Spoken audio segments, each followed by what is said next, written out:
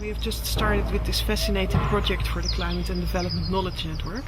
It's a project where we look at green growth options in 3 countries, Colombia, Kenya and Indonesia. And we're interested in looking at how options for green growth, specifically in the energy sector, are related to political factors and political motives that influence whether these green growth options are implemented or not. The world is not the same. Not every country is the same. There are rich countries that have a very large industry, and there are developing countries which are still at the beginning of these economic growth paths. So how do we do that? One of the things we try to do is, of course, to help other countries in trying to identify the best ways of combining economic growth, which they need, but not at the same time ruining the planet while doing so. That is not so easy. There's a difficult word for that, it's called lock-in.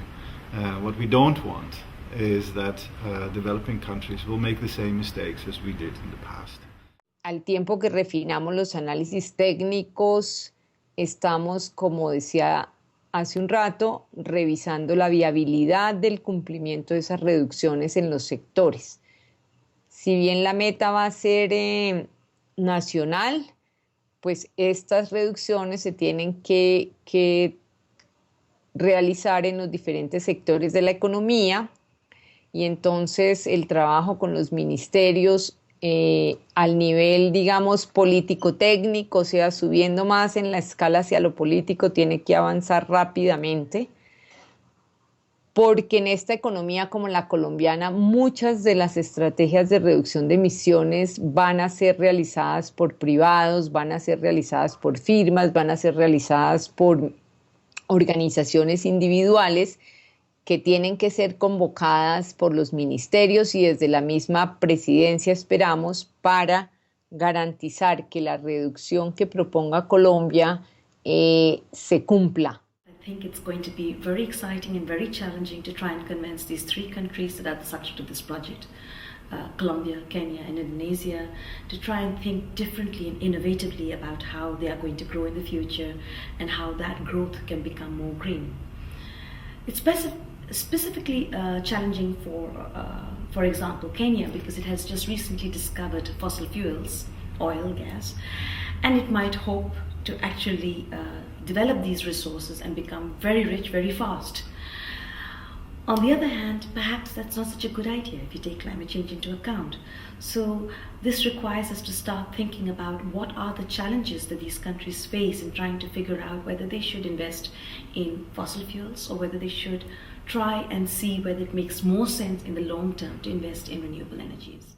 Kenya at the moment is at crossroads, and this is a very good time to address energy security, because Kenya has just developed a national climate change action plan.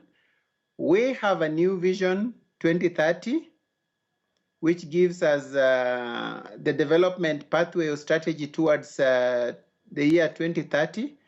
And with that, we have a new constitution and a revised energy policy. So all this coming at a time when we are thinking about energy security and green growth is really timely. On the whole, countries are not against action on climate change. Countries understand that climate change is a major issue that needs to be addressed at a global level. But what they do struggle with is the economics of climate change. What they struggle with is how can they, on the one hand, contribute to a global solution on climate change, while at the same time achieving their primary objective, which is economic growth and poverty eradication, certainly for many developing countries. Green growth, maybe not everyone is really familiar with the idea, is basically to reconcile economic and social development with preserving the natural environment, the ecosystems, and making sure the resources, the natural resources, are there also for future generations. So it's trying to break away from what is often seen as something that doesn't go together. Many people still believe it's either the economy or the environment, and I think the green growth notion, the concept says no, that's not true, it can be reconciled.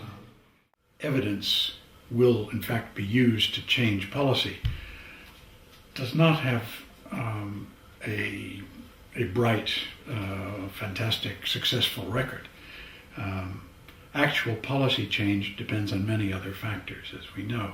It depends on personalities, it depends on there being an opportunity where a research result will come just at the right time. And that can happen because of a crisis, because of a change of a political party in power, or other reasons.